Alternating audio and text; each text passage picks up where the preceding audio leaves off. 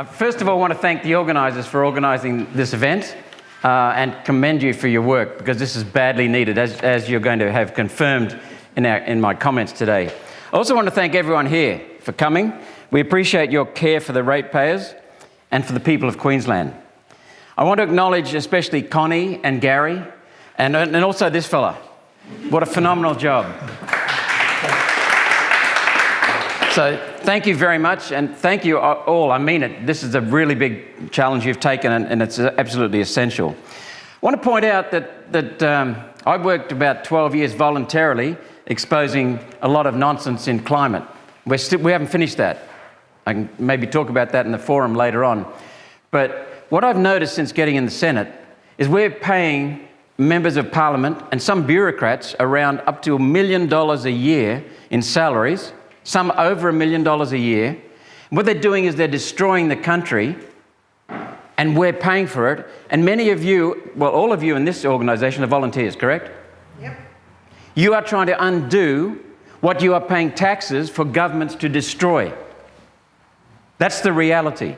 So we're paying for these mongrels to do this to us, and then we're working for free to try and undo it. That's thousands of people around the country, and I mean that, thousands of people. And Australia would not tick without them. What's the definition of corruption? So here's the dictionary definition. It's a noun: the act of corrupting or the state of being corrupt. Moral perversion, depravity. Perversion of integrity.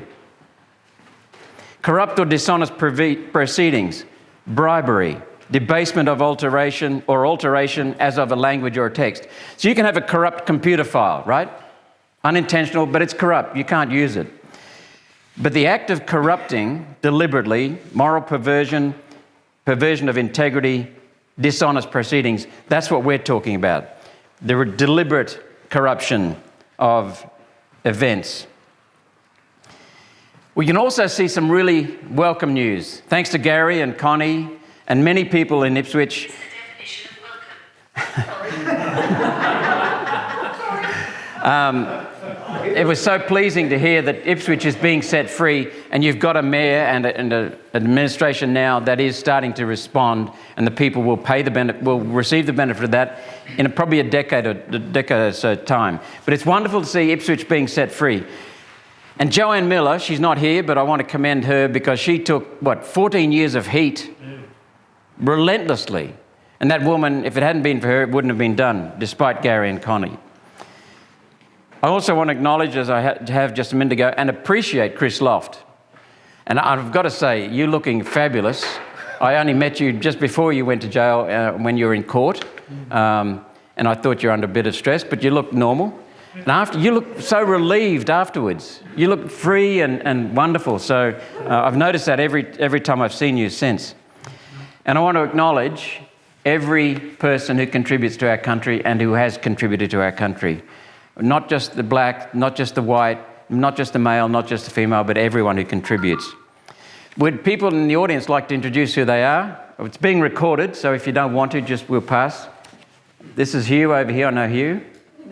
Natalie. Greg down the back. Rochelle. Rochelle. John, I know. Matthew. Amanda from the Temporary Mountain Progress Association. Thank you. Sandra. Athol. Jeanette. Joanna. And you've had a lot to do with this. You're one of the founding members. Yeah,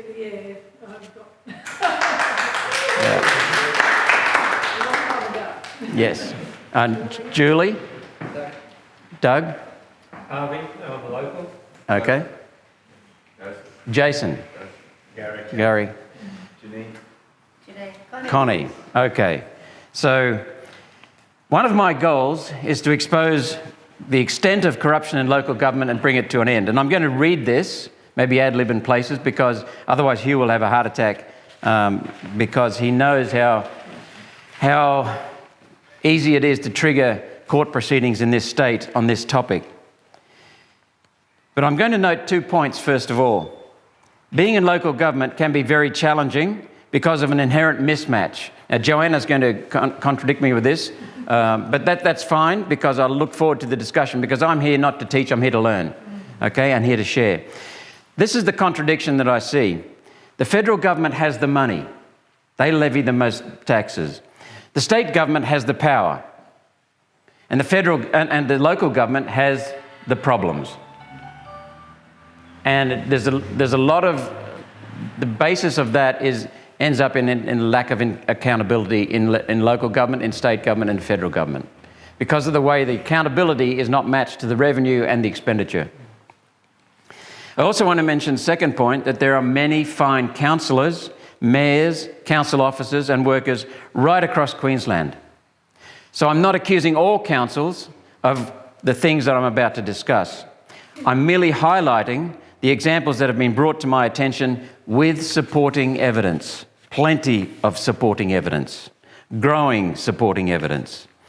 And I'm sure that the majority of councils act with integrity and with the interests of the ratepayers in mind. We can see people like Chris who entered council to do just that, to look after their ratepayers and the members of their communities. So I'll say that one again. I'm sure that the majority of councils act with integrity and with the interests of the ratepayers in mind. It's clear, though, that there are some who see the potential for ripping off the ratepayers as an irresistible temptation and succumb to that temptation. This conference is timely because corruption in Queensland local government is now ripping off millions and possibly billions of dollars of Commonwealth and state taxpayers' money that we cannot afford to waste at any time, much less now when we've got a huge deficit because of the COVID restrictions. You notice I didn't say COVID, I said because of COVID restrictions. That's what's hitting us, not COVID itself. The corruption in Queensland local government is systemic, and to the extent that people are essentially stealing from taxpayers and ratepayers, it's criminal. There's no doubt about that. And one such area deserving of a full inquiry is the rorting of disaster recovery funding. That's where funding is given to a council to either do the work or get contractors in to do the work of repairing from flood damage, for example, or cyclone damage. Now, prior to the 1st of November 2018, the governing body was the Natural Disaster Relief and Recovery Arrangements, known as the NDRRA. Rolls off the tongue easily. And since the 1st of November 2018, the governing body has been the Disaster Recovery Funding Arrangements, the DRFA. And one of the things you'll see in government in this country, and it comes from the United Nations, is a huge plethora of acronyms, because it gets difficult to work our way through that. In some cases, that's deliberate. Anyway, taxpayer monies are redirected, not spent on their intended purposes, not spent at all, or corruptly provided to persons in exchange for overvalued materials and service. So we are paying taxes for the federal government to give to the councils, sometimes through the state, to make repairs, but they're not done properly, they're done shoddily, they're using cheap materials, they don't last very long, as I'll explain. So the Australian government reimburses 75% of the cost of these works. The state government reimburses 25% of the cost of the works. Emergency Management Australia administered the NDRRA funding on behalf of the Australian government. The Queensland Reconstruction Authority and Emergency Management Queensland coordinate NDRRA funding across our state. Can you see a problem here already? We've got 4 or 5 agencies involved in just supervising one entity. Some councils, with the assistance of the Local Government Association of Queensland, the LGAQ, I don't think that needs any introduction in this group, regularly rorted this arrangement with the assistance of several LGAQ business entities, including Local Buy. Take, for example, in the past, the Tablelands Regional Council, up in the hinterland behind Cairns, up in the Atherton Tableland. It made a claim, or is that Tablelands? That's Central Highlands Tablelands. No, it is. It is Mareeba, sorry. It made a claim for road damage which allegedly occurred during severe weather and flooding in February 2016. Yet on that date, there was no declared disaster event. In fact, the dates that Council provided were not consistent with any particular weather event at all. Local residents confirmed there was no damage to the road during that period. The council directed sections of a perfectly good, undamaged road to be dug up and then replaced with inferior materials at half the claimed cost of more suitable material, coupled with shoddy workmanship. All parties involved in the project knew that the rebuilt road was substandard, dangerous, and would fail. Yet it was signed off as being completed and satisfactory. Council correspondence stated that the road would be expected to have a design life of 12 years. This road did not last 12 weeks because of the substandard work, substandard materials. Now, this is not an isolated example. Similar practices have occurred under previous administrations in Central Highlands, Fraser Coast, Charters Towers Regional Councils, as well as Carpentaria and Cookshire Councils. The councils and the LGAQ, the Local Government Association of Queensland, are facilitating and encouraging a system where contractors made unreasonable profits on road building and fraudulently claimed payments and stripped 40 to 60% out of NDRRA project funding as private profits. So they're taking money from taxpayers' pockets and pocketing it fraudulently. They do this using road materials of substandard quality from private and sometimes unlicensed quarries and doing inferior work. The net result is fraudulent expenditure on roadworks that has rorted millions of dollars of Commonwealth and state monies.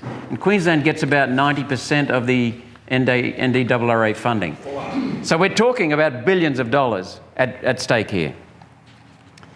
Substandard materials and works contribute significantly to more rapid deterioration of local assets, roads, bridges. These rorts mean that taxpayers pay up to 40% more than they should. So that's a huge burden on the ratepayers. It means services don't get provided. Substantial misuse of local buy contracts contributes to this fraud.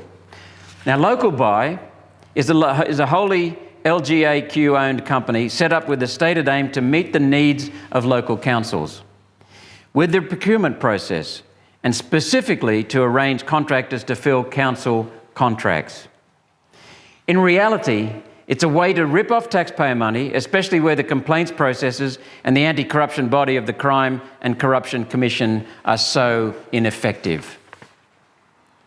Local contractors are often sidelined when contracts are given to outside contractors who do not satisfy the required standards. And we've talked to some of these local people, genuinely local people, good people, good contractors, and they're watching while others come in from outside under a so-called local buy program. You'll see where the money goes in a minute. So once a local buy gives a contract to a contractor, a percentage of the contract price must be paid to the LGAQ for arranging the contract through local buy. Can you see anything wrong with this? The LGAQ's widespread protection of the local buy concept is clearly a front to gouge profits of up to 60% from ratepayers' money. Among Queensland Council members, corruption is a reality, and the number of Queensland Council members and officers convicted and jailed in recent years is the proof, except for this fella. That was a miscarriage of justice entirely. The following appears to be just the tip of the iceberg. In recent times, corruption in local government has been particularly centred on Ipswich, arguably the corruption capital of Queensland, or formerly the corruption capital of Queensland. Former Mayor, ALP Mayor, Labor Mayor, Paul Pasali was convicted of extortion and related offences and jailed. Former Mayor Andrew Antonelli, his successor, was convicted of multiple fraud charges. The entire Ipswich City Council was sacked, and court proceedings against individual councillors and officers remain ongoing, still going on now. And I want to acknowledge again the work of many people who, despite many varied, serious threats, persevered courageously to expose this corruption at considerable cost to themselves. We see Gary, Connie, Jim Dodrell, who was ambushed and, as I understand, nearly killed and lucky to escape with his life. Sorry? And his father, that's correct. And Joanne Miller, who was a member of the Labor Party and she was one of the few genuine members of the Labor Party left. And I can see John, who's had a long time in politics, recognising that. Joanne was a decent MP. Yep. You could feel the love for her in her electorate of Bundamba. and she was a genuinely decent person, and they tried to annihilate her within her own party simply because she stood up to them. That a member of the Labor Party, MP in the Queensland Parliament, took 14 years to expose that, relentlessly trying, with help of so many people in the Ipswich community, 14 years. That says so much bad about the Queensland Labor government. It also establishes a strong connection between Ipswich and the state Labor government, which continues. Our sources from across Queensland confirm this level of corruption is not isolated. In Logan City Council, 7 councillors and the mayor were charged with corruption and conspiracy offences, and the entire council sacked. These charges were ultimately withdrawn because of CCC mismanagement. A common link to this local government corruption has been the Local Government Association of Queensland, a private company limited by guarantee. People think that it's a government entity. It's not. It's a private company, the Local Government Association of Queensland. The association's principal activity is said to represent Queensland local governments in their dealings with other governments, unions, business and the community. That's what it's said to be. Now, what makes the LGAQ, the Local Government Association of Queensland, unique are the special statutory provisions that to date have made the LGAQ unaccountable and virtually untouchable for their actions. This has been set up by the government in the past. It's been condoned by both sides of politics, the LNP and the Labor Party. It's not been dismantled by either. So I'll say that again. What makes the LGAQ unique are the special statutory provisions that to date have made the LGAQ unaccountable and virtually untouchable for their actions. Listen to this. Under Rule 234 of the Local Government Regulations 2012, a council is exempt from calling contracts to tender or calling quotes if the contract is entered into under a local government arrangement. This includes a contract made with the LGAQ. So you don't have to publicly let a tender, you don't have to call for quotes if it's associated with the LGAQ. Can anyone see the potential for problems here? It's not only potential, it's made for creating problems. Every contract the LGAQ enters involves a substantial fee being paid to the LGAQ. What a wonderful racket this is. If you're the LGAQ. It's the classic cartel arrangement prohibited in any other state except Queensland, where Rule 234 makes it legal. It makes a conflict of interest legal. It's in the state law. Rule 234 must be repealed to ensure transparency and integrity. And as for audits, I thought you'd never ask. Under Section 591 of the Industrial Relations Act 1999, the LGAQ Limited are exempt from appointing an auditor to inspect the accounting records and issue an audit report as usually undertaken under the Corporations Act 2001. Exempt from having to do an audit. External audit. There is no truly independent external audit. The LGAQ is a powerful organisation, well protected from revealing the murky side of its operations. How such an organisation can have such wide exemptions from integrity checks and balances must be explained and remedied. It's equally difficult to break through the corruption when incriminating evidence is disclosed to authorities who do nothing to stop the corrupt practices.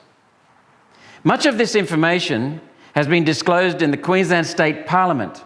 We heard examples of that this morning. And disclosed directly to the CCC, the Crime and Corruption Commission, which inexplicably declined to investigate. Many complaints to the CCC about a council are simply referred back to the council to investigate itself. No problems found, complaint resolved. Really? The LGAQ must be brought to account. Now, it's hard to argue that while these corrupt councils have rorted the finances of Commonwealth and state taxpayers, the ministers of local government, including former Labor Minister for Local Government, Ms Jackie Trad, have been blind, it seems, to the extensive corrupt practices going on around them. That leads to the question, are they willfully blind? The mechanics of the corrupt practices are known and have been brought to the attention of the authorities, including the CCC. The ministers for local government cannot say that they're unaware, yet they still do nothing. Is this corruption?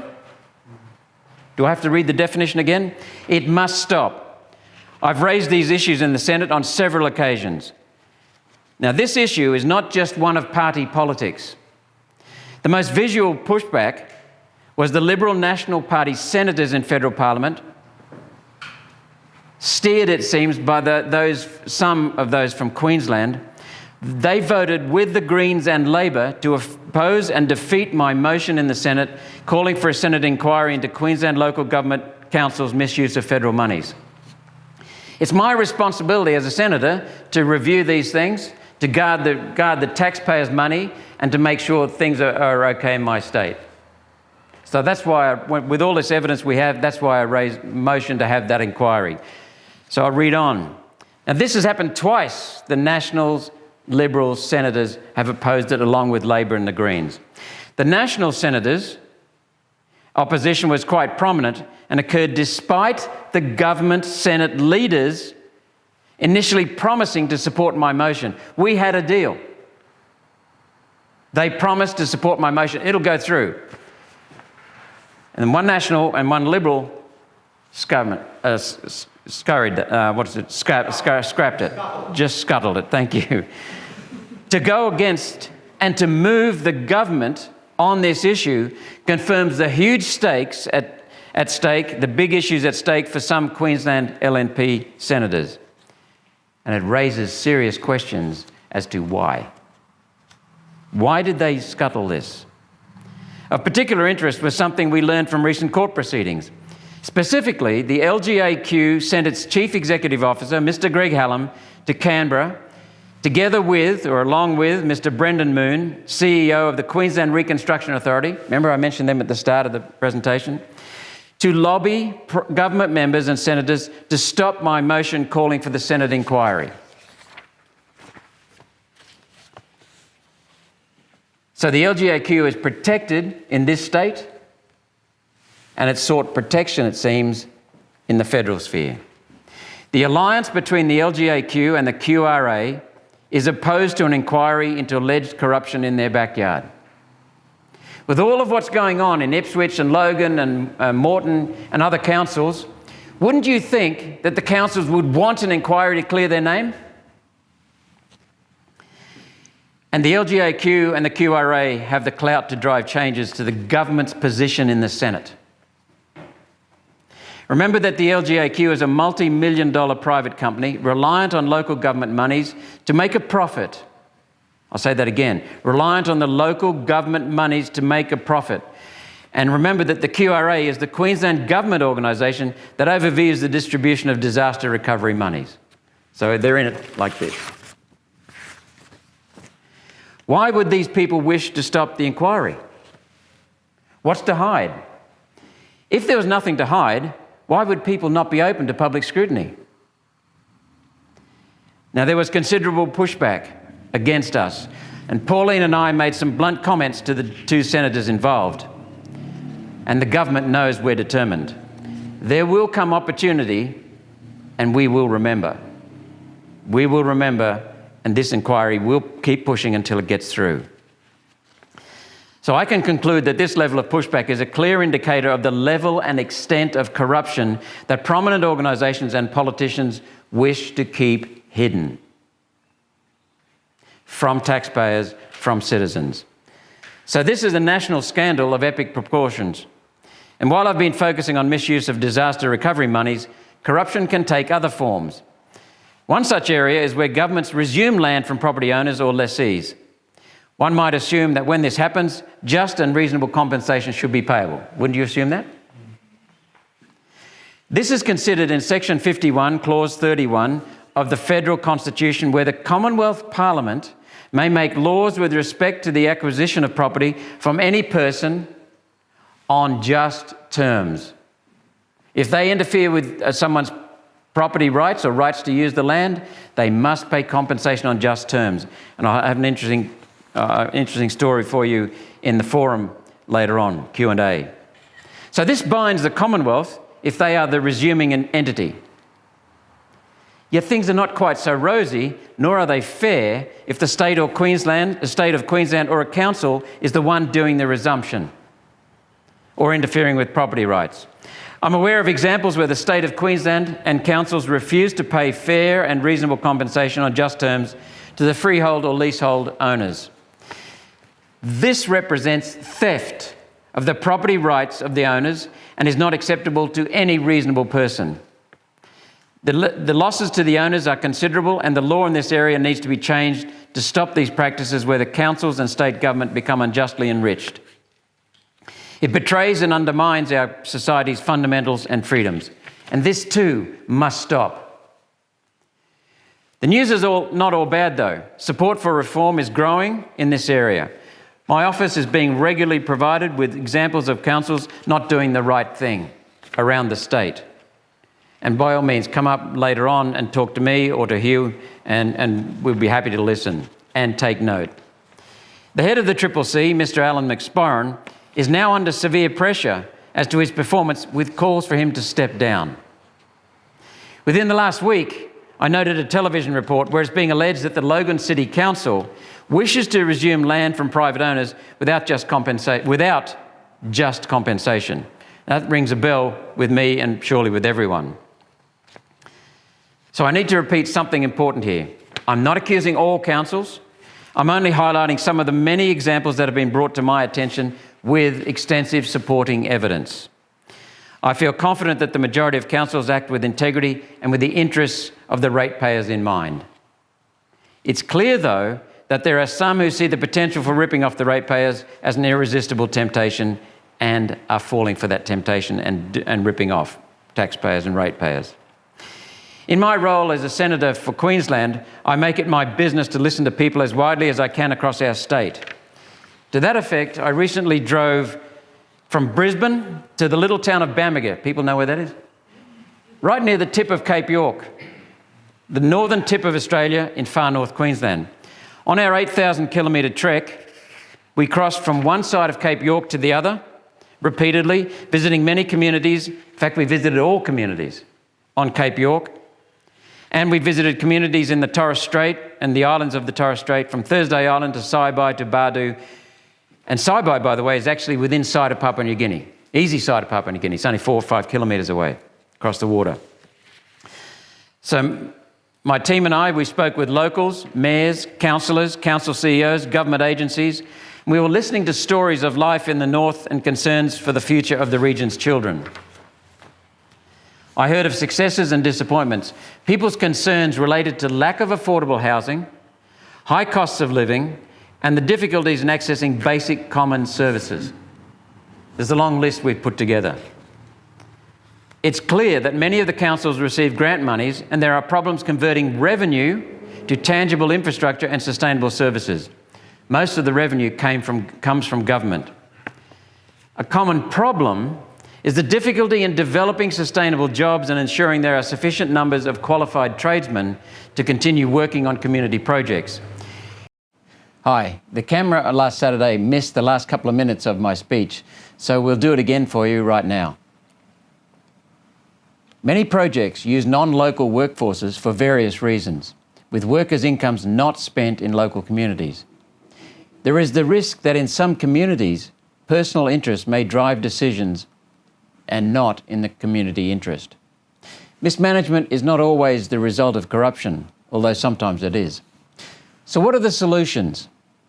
I've mentioned earlier that there are some anomalous statutory provisions that work against transparency of processes, allowing the LGAQ, the Local Government Association of Queensland, to avoid normal transparency requirements. Repealing Rule 234 of the Local Government Regulations 2012 would be a promising start to returning to the open tender process and transparency. Secondly, removing the audit exemption under Section 591 of the Industrial Relations Act 1999 would be an effective way to ensure independent audits are a true representation of financial activities. Thirdly, ensuring that the CCC, the Crimes and Corruption Commission, or an equivalent becomes a body that actually investigates complaints about misconduct and which acts with integrity, that would be a huge improvement. The Queensland Reconstruction Authority should be abolished. Other states get on fine without an equivalent, and this one fails the pub test. So how are these proposals to be achieved? The answer lies through the electoral process. It's important to think carefully when choosing who to vote for. If people really want more of the same broken promises and lack of parliamentary security, scrutiny and accountability, then voters need to keep voting for the parties that condone the corruption right now. Alternatively, if people really want to change things for a better outcome, voters need to get away from the same old stuff and look to the active minor parties who work on changing the status quo in a way that voters approve, to serve the voters.